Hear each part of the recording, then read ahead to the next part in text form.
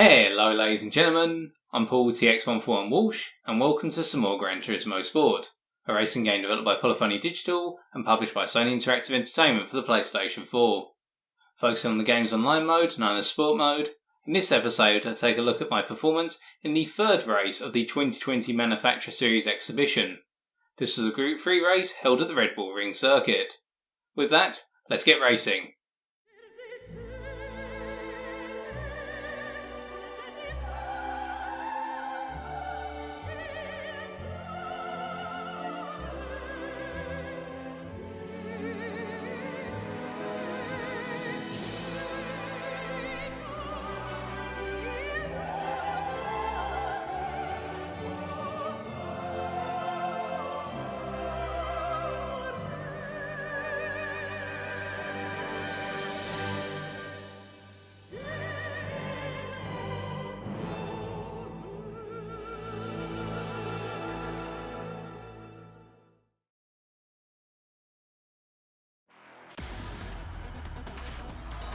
Taking a look at the grid then, you'll see that I've qualified 11th with a 140.9. My story for qualifying, I was shocked to be just outside the top 10 and well within reaching distance of the top 10 based on my qualifying lap. My lap was on target, it was a comfortable lap which went well in these wet conditions, as you can see with the raindrops coming down on the screen, and you'll definitely see as we go to the onboard. But with that in mind, I decided to change my target from just bringing the car home and potentially finishing higher than my door number, which was number 18, to trying to get into the top 10 and bank some rather nice points. Now this was a 20 car race, all of us being A driver rating, and as for the race itself, 13 laps, it was a sprint. No need to worry about fuel consumption nor tyre wear, everybody had the choice of the intermediates or the wets, and most if not all went for the intermediates, including myself, as these tyres had the stronger pace and the durability to make it the race distance. This would be a fuel burner all the way to the end. We'd all be charging around the circuit as fast as possible, picking up places or making mistakes as we went. And making mistakes was the one thing I was keen to avoid. I spent a lot of time in my practice, what this being my first FIA race in the wet, focusing on consistency and getting ready to correct the car if I felt it was starting to get out of control. But at the same time, I had to keep in mind that I'd be fighting for places, and in doing so I'd have to drive the car quite aggressively at certain instances and be ready to correct the car if I was starting to be too ambitious on the throttle. But we'll talk about some of the measures I took to try and bring the RS01 under control in the wet as we go into the race, as it was quite a difficult car to drive in the wet.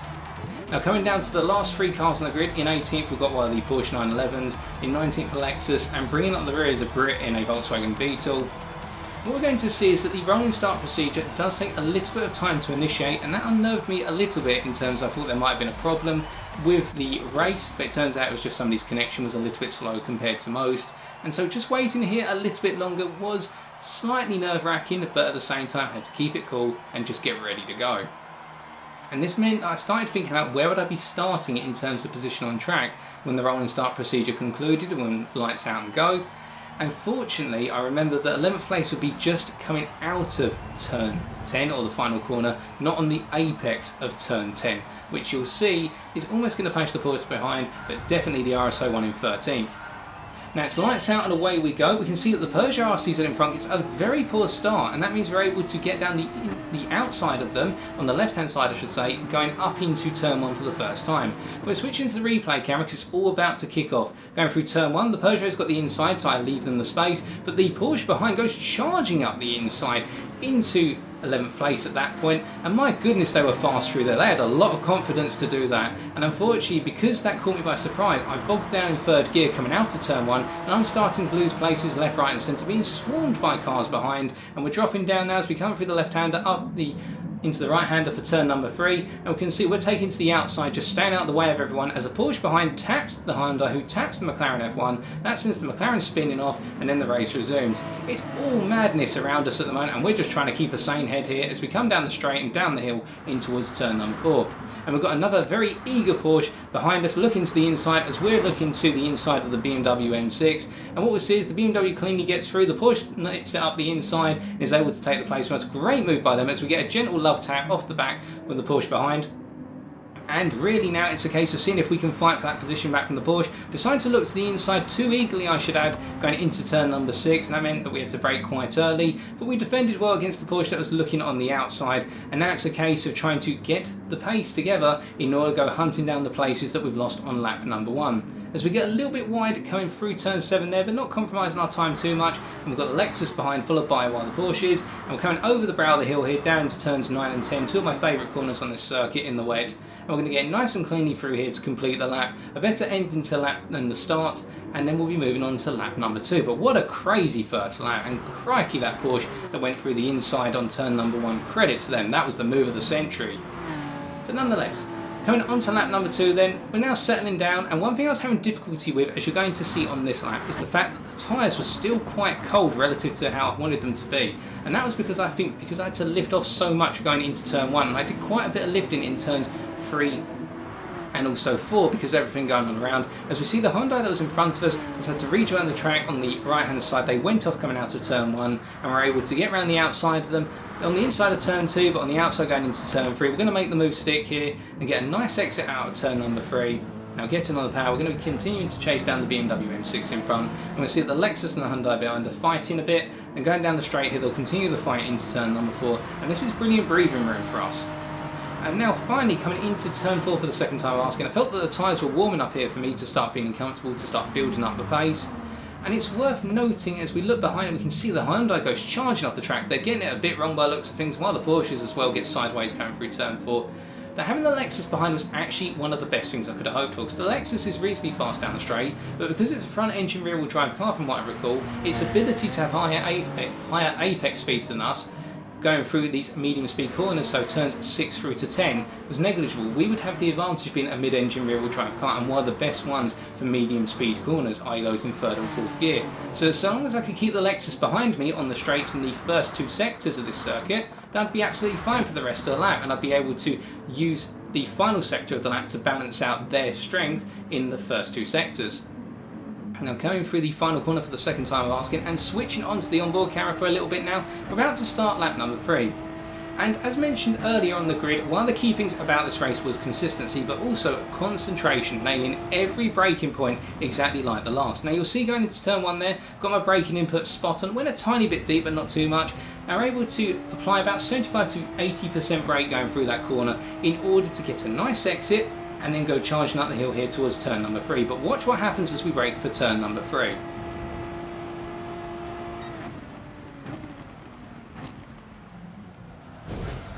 Yes, now some of you who are eagle-eyed may have noticed that I had a brief lapse of concentration in applying the brake at around 75 to 80% going into the braking zone. And what that meant was, because we're driving in the wet, the weight transfer on the car is compounded even more. In wet conditions, what you'll find is your braking zones are extended, so a minor mistake where you don't apply as much brake as you should in the dry is amplified in the wet, and that's what led to me careening into the rear side panel of the BMW M6, who was on the apex of that corner, or going through the apex of that corner at that point in time. Which is why I immediately pulled over to the inside of the circuit and waited for them to get past and to pull a 2-second gap, because that 2-second penalty they've got right now, and they're going to be taking as they come out of turn number 8, is because of my contact with them. One of the flaws with the penalty system at this point in the FIA races. But still, at this point, they're really struggling to get any pace going through the corners, most likely because they went off onto the grass on the inside coming out to turn 5. And what I decided is, right, I've got to get past them. Perhaps I should have let off again and let them take the penalty and then resume racing, but I think I did enough, in my personal opinion. You may disagree, let me know in the comment section below. I think I did enough to make sure to give them back the place and let them resume racing before I resumed my own race, because it was entirely my fault, the accident. And that's what I want to focus on as well when I'm doing driving. Fair sportsmanship, fair play. I'd rather earn a result rather than have picked up the place off the BMW by playing demolition derby with their car, sending them off and not being penalised for it. I'd rather win or achieve a result fairly, and that's what we're doing here. So resuming now, I set my target a bit lower. Rather than targeting the top 10, but never say never, I settled down once again and I thought, you know what, let's go hunt down 16th and 17th. The Hyundai in front in 17th, and then a McLaren F1, oh crikey, a straight line beast, in 16th. Now the one thing I had to my advantage was the fact that I would be the stronger car out of the three of us in the medium speed corners, so turns 6 through to 10 I would have a clear cut advantage. It'd be down the straights from turn 1 through to 3 and from 3 to 4 where the guys in front would have the advantage. Now of course being in the slipstream with these guys' cars meant I wasn't going to fall off the back of them anytime soon, what the slipstream zone being 1.5 seconds. But as you can see now, in chasing them down, I'm starting to change my lines a little bit. I'm getting a bit too enthusiastic in chasing down the guys in front. Going a bit deeper there coming out to turn 4, but not really penalised for it this time. Now coming through turn 6, this is where you can see how much the Hyundai is struggling for apex speed and having to brake on the apex temporarily compared to my own car. So I got a little bit wide to avoid going into the back of them. And this was something that was starting to get frustrating on this lap, and it was only going to get more frustrating the more and more laps we did. Because every time I was behind these cars going through the apexes and not being able to maintain my strength, which is the speed of the apex, then these guys would be holding me up and costing me a huge amount of time, which I wouldn't be able to get back necessarily on the straight. Bit of a rough end to lap number 4 then, particularly coming out of turn 8 getting a bit sideways, but we haven't fallen off the back of the guys in front. And we can see 15th, the Volkswagen Beetle, is starting to fall back into the clutches of our little pack of 3. So as a result, it's now going to be a 4-way battle for 15th for a good chunk of the race. As we switch back to the replay camera, once again, absolutely beautiful camera work here in GT Sport in these wet conditions. Really goes to show off both the graphics and also the cars in their full splendour. And I like to use this time as I'm just settling into a chase pace behind the Hyundai and the McLaren to talk a bit about driving the RS01 in the wet. Now, one of the difficulties with the RS01 natively is the fact that in the lower gears, so first and second gear, but also to an extent in third gear, the car loves to kick the rear end out whenever you get on the throttle. Which is why you'll note that sometimes what I'm having to do, particularly here, but also in the dry races I've had in the car so far, I'm having to not apply as much throttle as I'd love to really get the car up to pace, because to do so applying full throttle when you're just coming out of the corner and haven't let the steering settle is the equivalent of asking to send the car off onto the grass and off to Narnia. So instead what I'm having to do is manage the throttle very carefully, and in the wet such difficulty is amplified because there's not as much grip available, and when you go onto the curbs in particular, which do not natively offer as much grip as solid racetrack, that would mean that again this issue would only be compounded if I got on the throttle a little bit too early, and that's something I have to be very careful of, in particular with the inside curb coming through turn 8. If I put the right hand side wheels on that curb and had too much steering lock applied, then we'd feel the rear end of the car start to kick out towards the left, so in a clockwise motion quite rapidly, and I'd need to counter steer it very quickly to avoid spinning the car out or having to start really applying the brakes. Now on top of that, one of the problems with a number of the corners at the Red Bull Ring, and it's why it's not one of my favourite circuits, is that I find that some of the corners with the changing camber can be quite difficult to master, particularly turn 1. Now the RS01 again has a key weakness in camber change on a corner. This car has a habit of being kicked around by camber changes or angle changes of the road, and that's something I was finding when you go across the inside of the corner of turn 1, the camber of the road changes massively, where on the inside it's quite flat, but as you're coming out of the corner it's raised on the left hand side or the outside, and that means that camber change across the car, across two sides of the car, would cause the car to literally kick out, and once it kicked out that would be curtains for me, and I'd probably end up on the grass, much like we've seen a number of drivers already coming out to turn 1, and that's something I had to get used to with this car. So that was the challenge of driving it here, trying to bring home the car even without a proper result. Just bringing it home without sending the car flying off and smashing into a barrier would be an achievement for me. But still, all part of the fun, and that's why I decided to race for Renault for the exhibition season, simply because it's a change of car, it's a change of strengths and weaknesses, and a new challenge ahead. And credit to the BMW M6 behind, let's not forget about them. They're chasing, they're about 4 seconds behind us on the road, they're still staying in the fight. Drivers could quit, but I think everybody in this race, despite the fact that a number of drivers made critical mistakes, everybody stayed into the end, and that's a compliment really to everybody in this lobby. For everyone to finish the race, whether you finish first or last, that's a sign of sportsmanship, doing the distance. And coming over the brow of the hill once again then for turns 9 and 10, we can see that we are starting to now close up on the Hyundai in front, and that the little pack of 4 is really closing up here, with the McLaren now being right up the backside of the B2, who's fallen off the pace a bit from the guy in 14th who's been allowed to get away, as we now come on to lap number 7. Now looking over on the right hand side of your screen, you'll see that I'm starting to bring my lap times down. I'm really achieving a nice amount of consistency here. And coming into turn 1 once again, we're seeing that we're having to use third gear here because of the amount of power that will get kicked through the rear wheels in second gear, and I didn't want to end up making a mistake, because to get into second gear and then get on the power coming out of turn 1 would be very difficult and very risky. So I decided to play it safe in third gear. Of course that would bog down the car in terms of acceleration on exit. And here going into turn 3 we can see 3 aside going into the corner of the guys in front. Amazing they all made it through safe and sound. And this was enabling me to close up as the Beetle's just able to take the lead going down the hill into turn 4. The McLaren again in the middle of the pack and the Hyundai trailing, and then I'm a little bit further back. I was thinking at this point someone's got to make a mistake and either go off the track by themselves or take somebody with them. And we can see the Hyundai goes a little bit deep on the corner there in turn 4, but it's not enough for me to be able to get down the inside. I'm able to take a sniff of the inside, but I'm not able to get on the power as soon as I'd like, and so I tuck in behind. And here, watch how slow we have to go through the apex here of turn 6. And the problem was, it wasn't just the Hyundai being slow on the apex on the McLaren. The Beetle driver, to their credit, did not feel comfortable going through the apex of turn 6. And what you'll see later on in this race is just how much braking they were applying as the McLaren gets a bit squiggly coming out of turn 8 there and hits the side of the Hyundai. And I say thank you very much, gentlemen. I'll head up to 16th if you don't mind, taking the inside line here going into turn 9, making sure to get on the brakes nice and early, match the corner, come out onto the outer curb, and now tucking in onto the racing line for turn 10 to finish the lap, and going on to lap number 8. Getting a little bit sideways coming out of the final corner there, but it doesn't cost us too much pace. And crossing the line here to begin lap number 8. We can see that was quite an eventful lap. We haven't dropped too much off the pace, and now it's time to hunt down the Volkswagen ahead. And 14th's not too far up the road actually when you think about it. Perhaps there's another place to be taken. But coming out of turn 1 here, what we can see is that we're quite slow coming out of the corner, and watching the rear view mirror how quickly that McLaren F1 comes charging up behind.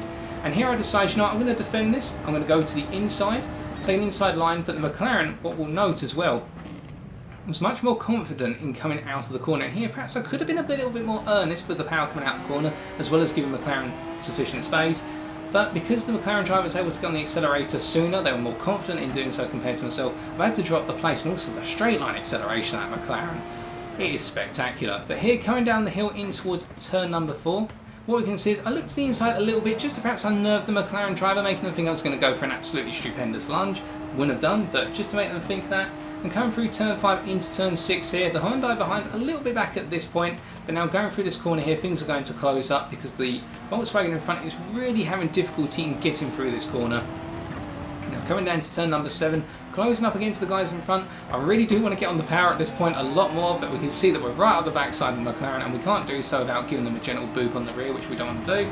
So coming out to turn 8 then, using all of the curb's width, and now coming over the brow of the hill into turns 9 and 10 for the 8th time of asking. Not too close at this point, just backing it off a little bit. We don't want to overextend on the corner and potentially run off and pick up a penalty. Just going to tuck in behind and finish the lap. Coming on to lap number 9 and getting quite sideways once again coming out of turn 10. And this was a problem that I was starting to induce in myself. It's not because I didn't feel comfortable with the car, it's because I was trying to overdrive the car. I was trying to push it beyond the pace that I felt comfortable with. As we see, the Volkswagen goes deep into turn 1, almost heading fully off the track. We almost replicate their mistake, getting a little bit squiggly coming out to turn 1. Fortunately for us, we don't end up following them, and instead we continue behind the McLaren. But that little bit of squiggliness on the rear there has cost us the time, and that means the Hyundai now is going to go for a move up the inside into turn 3. They're going to make it count.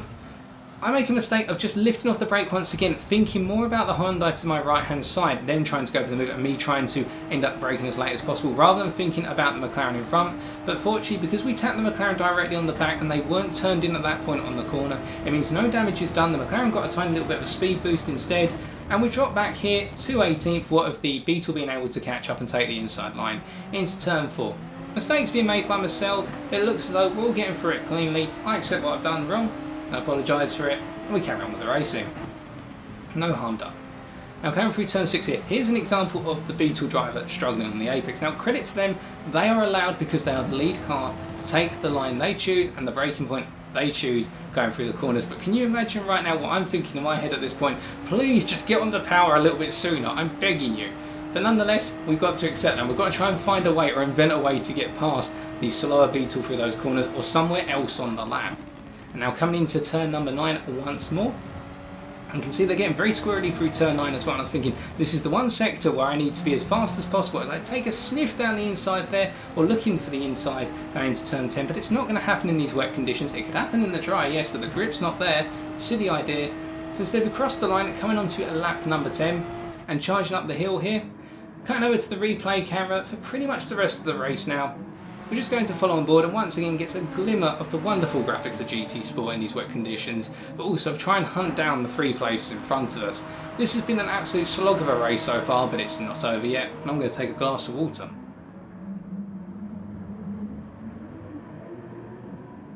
Now a nice move up the inside there by the looks of things by the McLaren against the Hyundai if they weren't defending.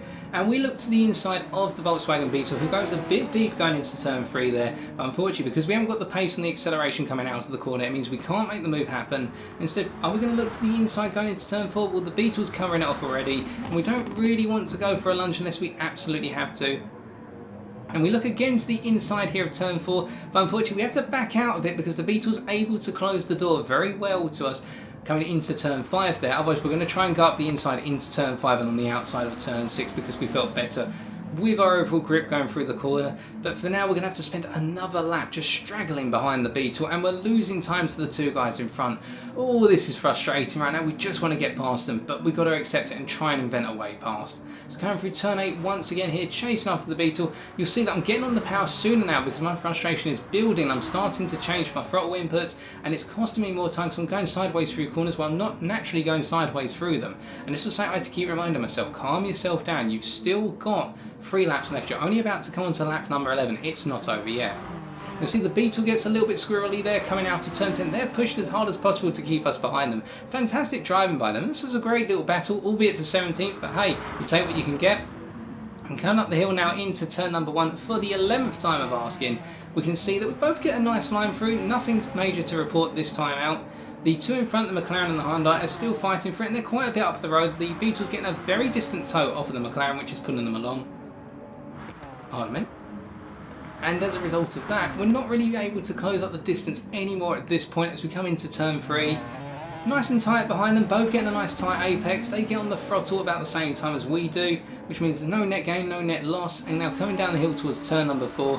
Perhaps we'll take a look to the inside this time, albeit it's going to be very daring. And actually we can see that the McLaren seems to have got it quite wrong coming down the hill here. Perhaps they picked up a penalty, and that means that they're going to have to defend against the Beetle, which causes us to close up very tight to the Beetle going into turn 5. But here, looking down the inside, we just get on the power too soon and have too much steering applied to the right hand side in a clockwise direction. That means we get sideways, and that means we've got to do a lot of work now to close up on the Beetle. We were so close to chasing after 17th and perhaps 16th, and now look, we've got to do it all again. And that's one of the hardest parts of racing the wet I've found through this race, is that you make one mistake and that mistake is compounded so much compared to making a mistake in the dry. But still, there's tons of time left. Perhaps we can still fight for a place as the Beetle looks to the inside on the McLaren going through turn 9, and they make it stick. Credits them. Great overtake there. Now they're both coming down the hill towards turn 10 to wrap up another lap as we go on to lap number 12.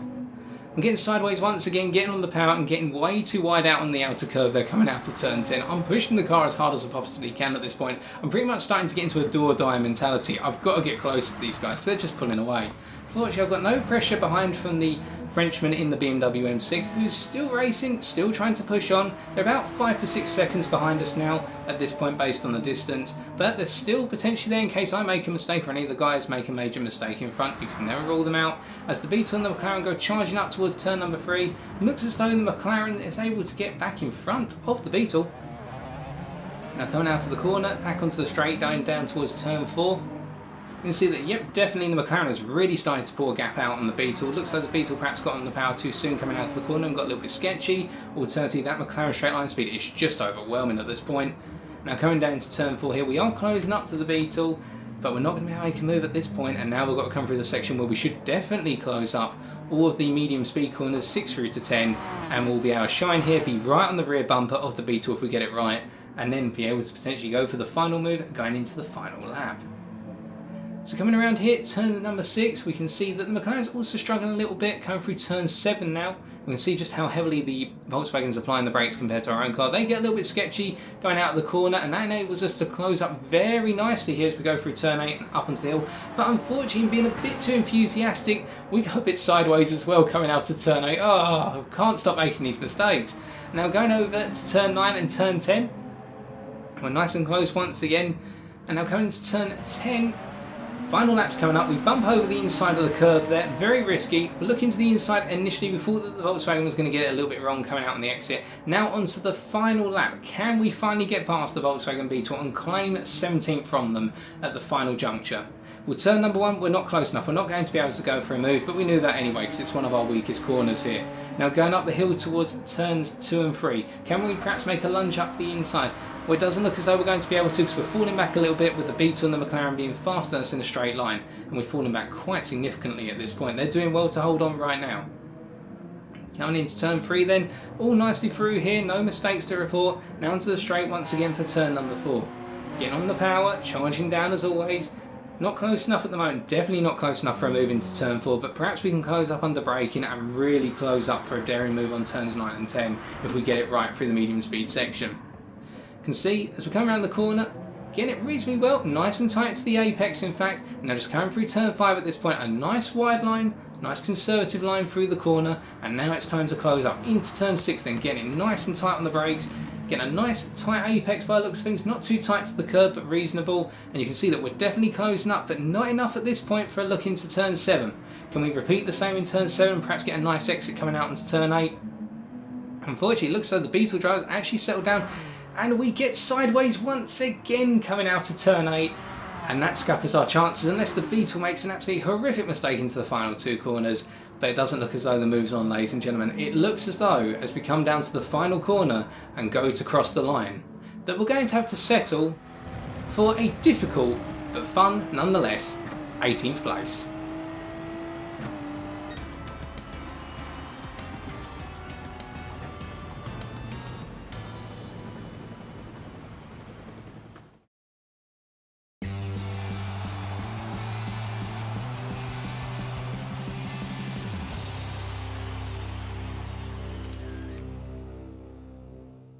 Well, I'm not going to lie folks, 18th was not the result I wanted, but given everything that happened and the accidents I caused, this was a great race to learn from, and it was still great fun in trying to fight back up to 15th, but I just couldn't pull it off.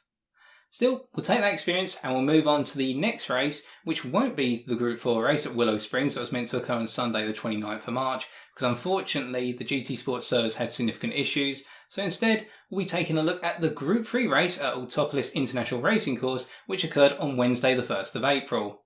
Until then, as always, thank you for watching. If you did enjoy this video, be sure to leave a like, comment or subscribe for future episodes. As always, I've been TX141, and until next time, take care and drive safely.